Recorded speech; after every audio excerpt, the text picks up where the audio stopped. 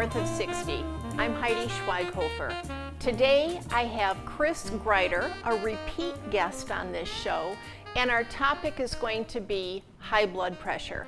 Chris is a pharmacist with Marc's and also a preceptor at Neomed Pharmacy students, excuse me. Chris, I'm glad to see you back. Yeah, thank you for having me back again. This is such a good topic for us because I don't know too many people who don't either have high blood pressure or worry that they have high blood pressure. So yes, it's typically one of the most common disease states that exist amongst, especially in the United States. It's sad, isn't it? Yeah, it's progressively gotten worse over the years if you look at the statistics. So. Oh wow. Well, yeah.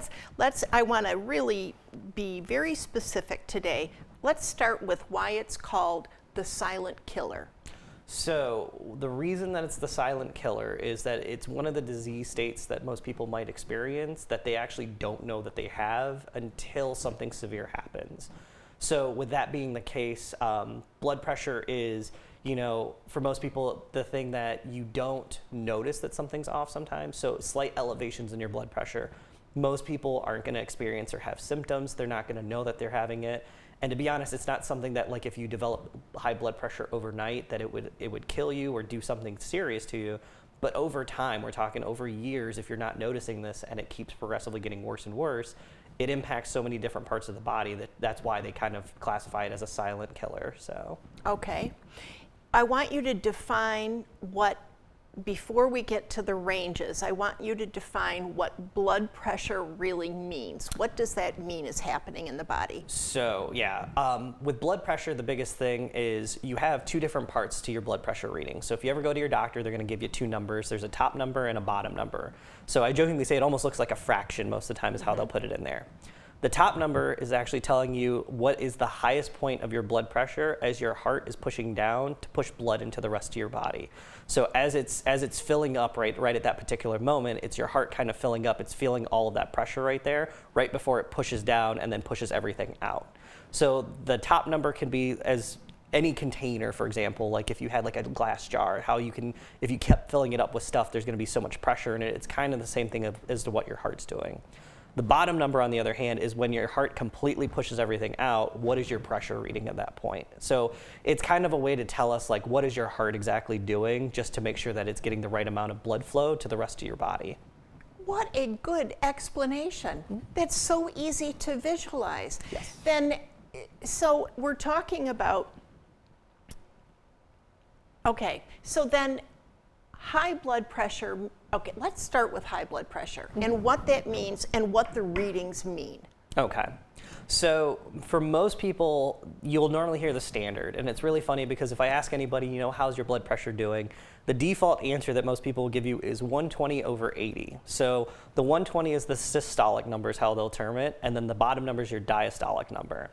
The systolic number, we normally, for a normal person, if you can keep it around 120/80 or a little bit under, that's great, because that normally means that your blood pressure is functioning the way we would normally expect it to from when you're younger all the way through. So the container is filling. Yes. And it's 120 is good. Yes, all exactly. Right? And then when everything empties out of the container, you want it around that 80 or a little bit under. When the problem with it is that over time, for example, if there was something going on, so as a prime example, your blood circulation functions kind of like a water hose is the best way I can kind of term it. If you start squeezing it, you'll start to notice that the water pressure that's coming out of your hose gets stronger. And that's kind of what's happening is that sometimes as you get older, for example, if you had high cholesterol, that cholesterol plaque buildup starts to push a little bit harder on everything. So it's condensing the amount of space that you have, that your blood now is trying to push faster, which is causing that number to go up because it's now having more pressure onto the heart right now. And so when it has to go and push down, it has more that it has to push up against in order to get it to circulate correctly. So your body is an amazing thing. It's able to kind of fix itself. So sometimes it'll readjust different parts of your body to help it. But over time, and this is where that silent killer stuff comes in, if you keep putting too much pressure on something over time, eventually it can expand. Your heart is kind of like, it's a muscle, but it almost functions like a rubber band. If you keep stretching and pulling over and over and over again, eventually it loosens too much that it can't keep up with pushing on it because it's too much pressure. So the numbers that we're always looking out for are, if you start creeping into, say, that 130 range, because your top number is probably the most important. We want that bottom number to stay in that 80 to 90 range, but if that number's slightly off, but your top number's okay, then it normally means you're not going to have any serious complications over time. But if that top number goes into that 130 to 139 range, they consider it kind of like not quite full on high blood pressure, but we're kind of in like a dangerous zone is what it's trying to tell us. If you hit 140, that normally means you're running at high blood pressure, because we don't want people to be running more than 140 at any given time. If you start hitting around the 150 range, then that can go into like a stage 2 high blood pressure is what it is. So stage 1 is that 140 to 150. 150 and above is typically considered stage 2. And then they consider it what they call hypertensive crisis, which means your blood pressure is not good, is 180 and above. So if your blood pressure runs into that 180, or I've had some people that have run as high as 200, you have to go to the emergency room, because it means something is horribly wrong. And if you let it go for that long, you may potentially lead into something like heart failure. It could lead into a heart attack or stroke. So it's not meant to scare anybody, because it won't happen immediately, but we need you to get seen right away, because they may need to do some kind of treatment or something to help get your blood pressure back down.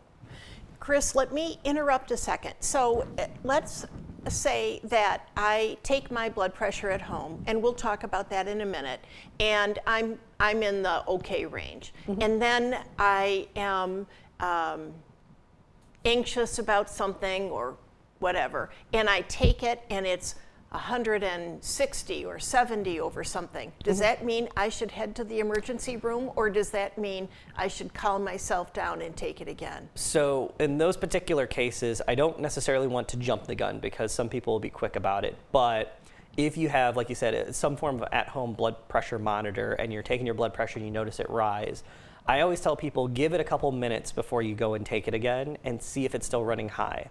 If you have a couple consistent readings that are higher than what you normally would expect, if you have another means of checking, so we'll talk a little bit more, but there's different ones like wrist monitors, there's arm monitors. So if you have more than one type, it's never a bad idea to check it. The other thing to kind of keep in mind too is if you take a blood pressure reading, so say you take it on your right arm, and you do it multiple times real quick, your blood pressure is actually going to raise higher, because you've already put that constriction on there so many times. Oh, sure. That's why they recommend, waiting a couple minutes, take it again, and if it seems off, try the other side just to make sure. Most of the time, if you're consistently getting those high readings and it's not coming down normally after 5-10 minutes or so, and it's still running high, you may want to go and get it checked out just to be on the safe side. Okay. But most of the time, like if there's a trigger point, so it's running normal, and then all of a sudden something really stressful comes up, it doesn't necessarily mean you have to run away right away, just because it could be just whatever's on your mind at that point. Episodic. Yeah, exactly. And so with those being the case, we don't want it to go, like I said, it's not something that's going to impact you immediately. But it's one of those things that if you start noticing multiple readings, you need to get it checked out right away as soon as you can. So it doesn't have to be that second, but try and go in and see, like, say, your family doctor or somebody that you would normally see, just to make sure that there's nothing else that's going on that could be a cause for it. So. Okay, so let's talk very briefly. You mentioned self-monitoring. In self-monitoring, I have a blood pressure cuff and thing at home. And I take mine every now and then when I think about it. I don't take it very often. Should people have, and we have a friend who has a wrist thing that does his. Should people have something at home? Should they always have something at home if they're over 65? Is there one kind that's better than the other? Should people monitor their own pressure at home if they've had no elevated readings at the doctor's office? And is blood pressure, I'm asking so many things, is blood pressure always going to go up with age? All right, there we go. So kind of starting things off, blood pressure monitors are great. If you've had a history of having high blood pressure, if you have family history of having high blood pressure, that's why I have one. If you're prone to like serious issues, so if you've had strokes, heart attacks, like serious cardiovascular, so heart-related issues, or if you're sometimes if you're under dialysis, so if you have kidney problems, that's all connected. So when you boil it down, if you've had a history of any of that stuff, then it would be recommended to have one on hand just in case. Okay. Some places do, like certain pharmacies or certain facilities will have, like, say, like those self-monitoring blood pressure machines. You can use those, but I would say just use caution, because just as when I was a kid, I would go and tamper with it because it was just fun machine looking at. They have to be calibrated, and that's the biggest thing with those. The at-home testing stuff, it's nicer because it's more convenient. The wrist ones are great because they're portable. So that's the main thing, is that you can take it anywhere with you. So, you know, if you are prone to having really high blood pressures and then really low blood pressures, that's the biggest concern that we have. We want people that have high blood pressure to get it down, but if your blood pressure fluctuates quite a bit, it can cause really serious issues like dizziness, fainting. Having a portable one is really nice, because if you feel off or feel down, then you can use that. Yeah. Yeah. So, but the arm ones are probably the most accurate out of all of them. They're a little bit more of a pain to use because you can't just wrap it around your wrist. You do have to put the cuff on and everything, but it's closer to your heart to get a more accurate reading, whereas your wrist is more of like your pulse. And the other part that people need to understand is that you need to do it on the inside of your arm. So wearing it almost like a watch is not going to give you an accurate reading at all, because it's not correct there. That's a good point. So making sure that you're getting along the line, it's the arterial line is what they call it, but it's like pretty much on the inside of your arm on either side, it'll be there. The main thing with it is that if you've never had serious issues with blood pressure in the past, like I said, if you don't have any other health complications, it's not necessarily recommended that you have one. If you want to have one on hand, there's no issue with doing that. The biggest thing with blood pressure readings is to make sure that you're changing your arms. That's the biggest thing, is that when you get a reading on one side, if you think something's wrong, try it on the other side. The other thing is, just like any other electronic device that exists out there, most of the time, especially like the wrist ones and some of the arm ones, if it doesn't plug into the wall, it normally functions off of batteries. If your batteries happen to run low, the reading's not going to come up accurately, or it may not give enough pressure in there to give you a true reading. So sometimes if it's been a while since you've replaced all those devices, my goodness. Yeah, you need to just replace the batteries, and then it might fix your reading. So it's funny how many times people are a little nervous about it, and then I'll take a look at it, and some of them are built with a sensor to tell you like, hey, please replace your batteries. Oh, mine is old and does not have a replace your battery signal at all. So I always tell people, if it's been a while, you may want to bring that up. So, but yeah, for most people, I always like to say it's good to have on hand just in case. But like I said, with no previous history, you're typically okay there. So blood pressure doesn't automatically go up as we get older? Not necessarily. It can go up a bit. So one of the things that we'll notice is that patients that are 65 and older, for example, sometimes what your normal blood pressure reading used to be when you were a lot younger may be different now. So some people do normally run in the maybe say like the 140 range when they used to be 120 when they were younger. I have heard that. The other big thing too is, I always give a good example, is runners. So for example, if you're older and you notice that your blood pressure's not going up, like marathon runners, for example, their pulse rates are actually extremely low compared to a normal person, because your pulse is kind of an indication of how your blood's pumping and circulating. Most people, the normal range is 60 to 100, but I've known marathon runners that can run as low as 50s.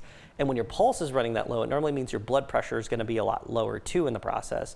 So if you're a frequent runner, cardiovascular activity, it can help to lower your blood pressure too. So don't panic if you're noticing that like everybody else's is going up and you're not. It just could be due to physical activity or other things going on. So. And cholesterol, will influence it. Correct. So if you have high cholesterol, the problem with it is, and like I said, it was kind of like that hose analogy.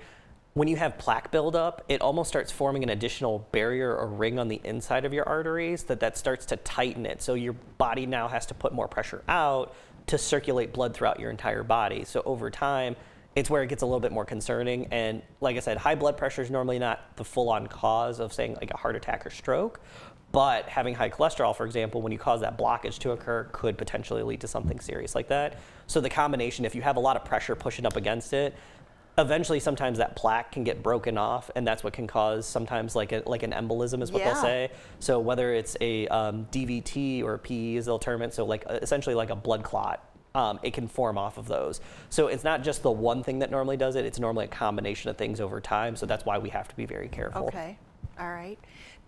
We touched briefly prior to the show on white coat syndrome. Mm-hmm. I know people, my father had it, I have it, I mentioned.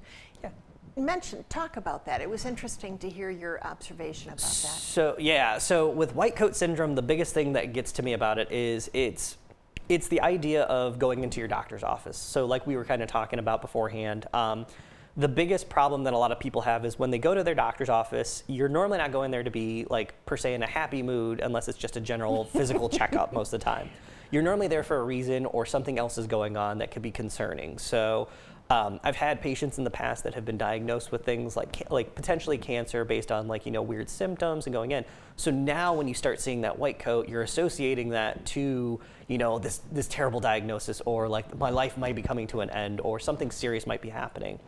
And the intention is not to give you that impression. It's the intention is, the reason that we wear white coats is a way to help identify that like this is your primary care provider, this is the person that's helping to take care of you. This is a healthcare person. Exactly, right. yeah. To distinguish it, like if you go into a hospital, for example, like if somebody came in, you couldn't tell if they didn't wear a white coat, like is this like a student, is this your doctor, is this the janitor that's coming in? Like you just don't know. Right. So it's an easy way for us to identify ourselves, but it's not meant to be scary at the end of the day. Like our intention is we're here to help you. So when your anxiety goes up, which normally happens with the white coat situation, because you're thinking something else is going to be there, or what are they going to find this time, it gets a little concerning about that. So I know for some people, your blood pressure will go up. So if you're prone to that, if you have that strong feeling, if they take your blood pressure and it seems a bit high, you can always request for them to try and wait until after the visit, after you've had your discussion, kind of talked about things. Good. It normally calms you down. Good idea. And it's normally a more accurate reading, because sometimes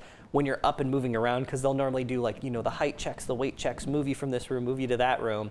When you're up and moving, that actually does make a difference on your blood pressure, because posture also does something, where if you're laying down to standing up, sometimes people get really lightheaded because they're jumping out of bed almost. Same kind of idea. If you're up and moving around, if you ran all of a sudden and then sat down and asked me to take your blood pressure will be way higher than if you were just sitting there for a few minutes. Same with your doctor's office. Most of the time you're normally just sitting there then waiting for the doctor, have your discussion, and then if you take the blood pressure, you'll get a more accurate reading. That is a very, very good idea. I think it's funny for me when I even see her wheeling the blood pressure thing in, I'm thinking, oh my God, I know it's going to be high, and then she's going to say something, and then she's going to worry about it, and I don't worry. I mean, it starts this whole thing going on. Oh, that's a good idea to wait till the end and have them do it then. All right. Now, we talked about normals, we talked about elevated, we talked about really scary. Let's talk about treatment. And I want to start with lifestyle changes, non-medical lifestyle changes. So let's look at a normal 70-year-old, elevated cholesterol, pretty good, good weight, good healthy eating habits, but is creeping up in the blood pressure category. So most of the time, and it's just like a lot of different diseases that are out there, your best friends are diet and exercise. We normally want people to kind of avoid like fatty foods, because fatty foods causes a cholesterol increase, so that could in turn cause your blood pressure to go up. But the biggest culprit is salt. So the problem with it is with salt, and we're not talking about like putting little bits of salt onto something.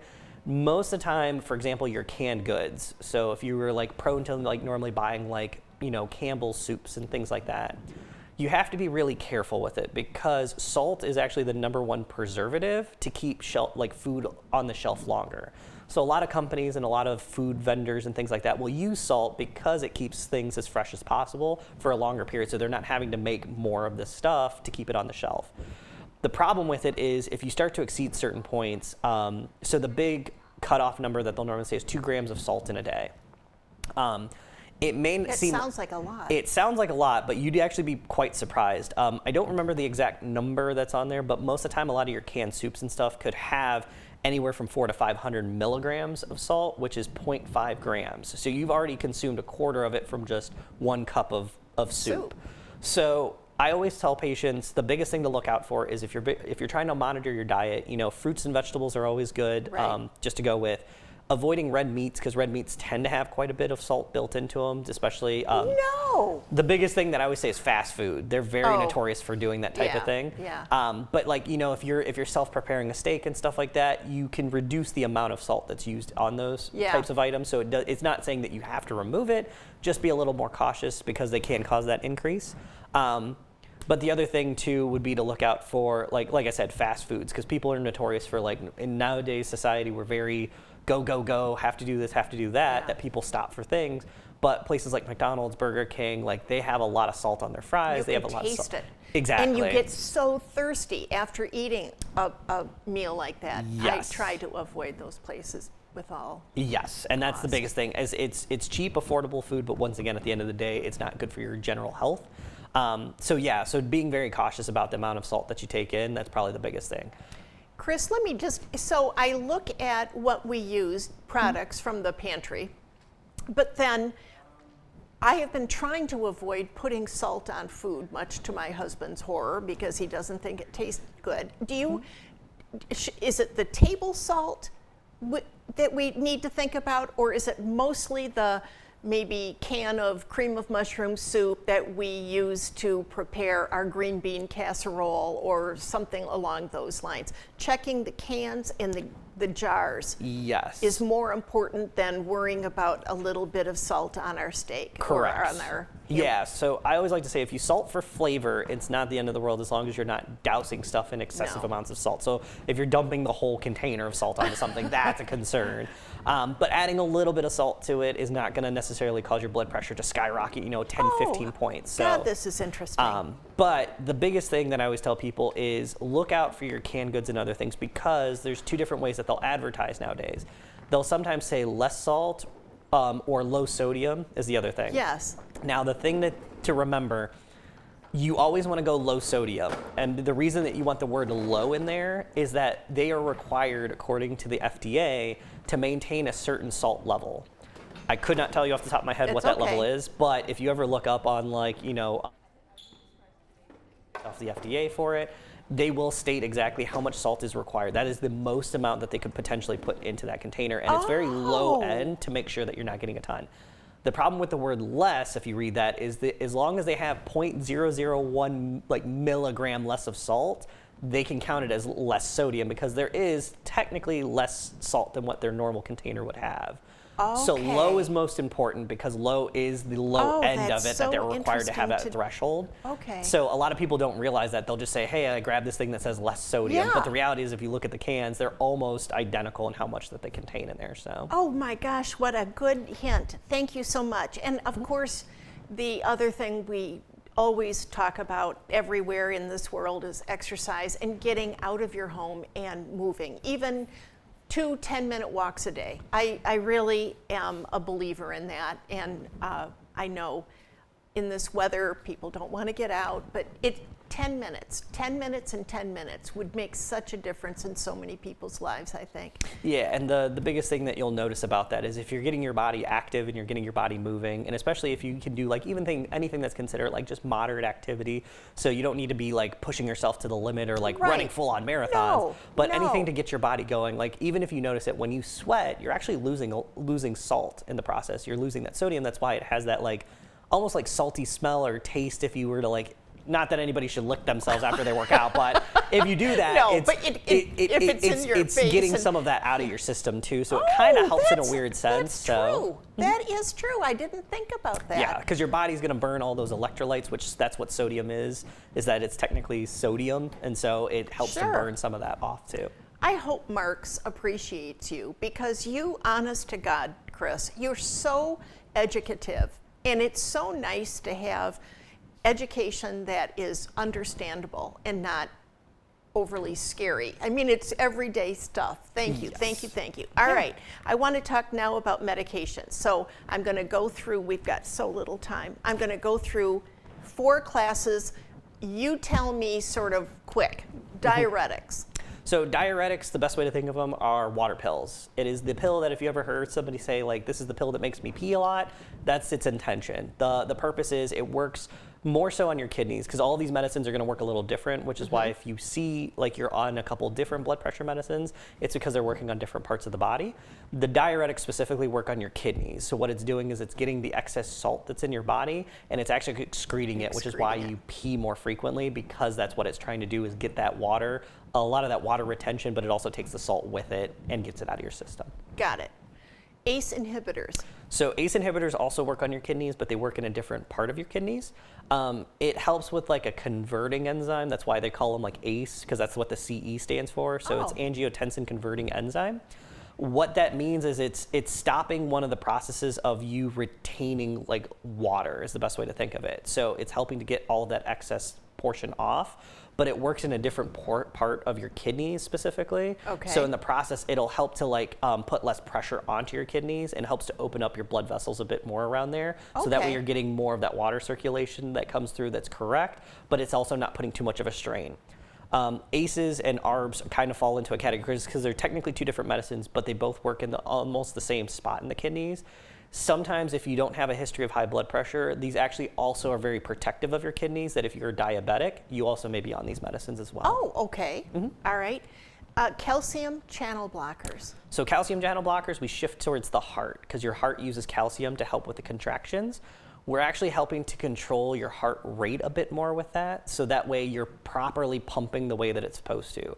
Because if, like I said, if you put too much strain, your heart's going to naturally increase to keep that pressure going, so it's going to push harder.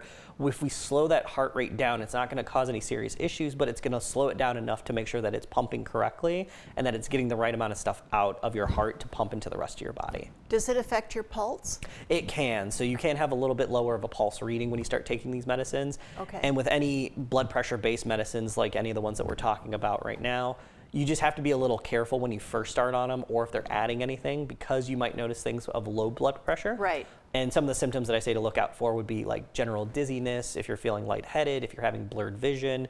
It could be a sign that your blood pressure might be running a bit too low. So if that's the case, it's always good to talk to your doctor. They may want to either change it, decrease your dose, or just take you off of it because it could just be too much for your body. My father used to get dizzy when he got out of bed in the morning, and it scared me to death because he would really get quite wobbly. Yes. So they had to adjust his.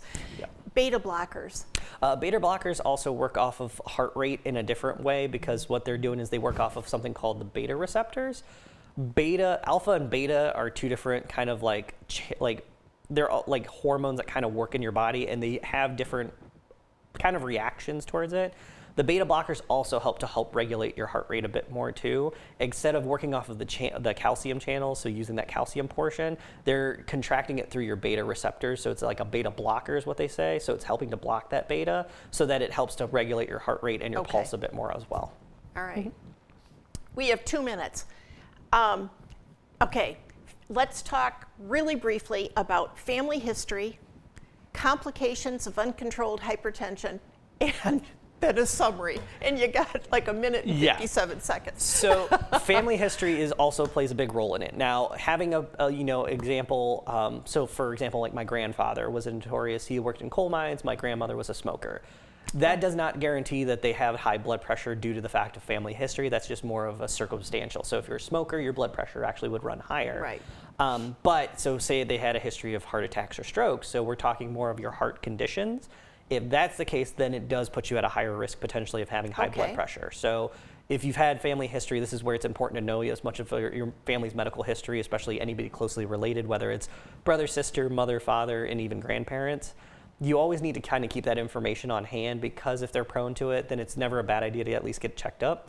When you're younger, you most of the time don't have to worry about it as much, but like you said, as you're getting older, when you start hitting the 60s, 70s, 80s ranges, you do need to monitor a bit closer, so you do need your physician to kind of take a look at it just to be safe. So.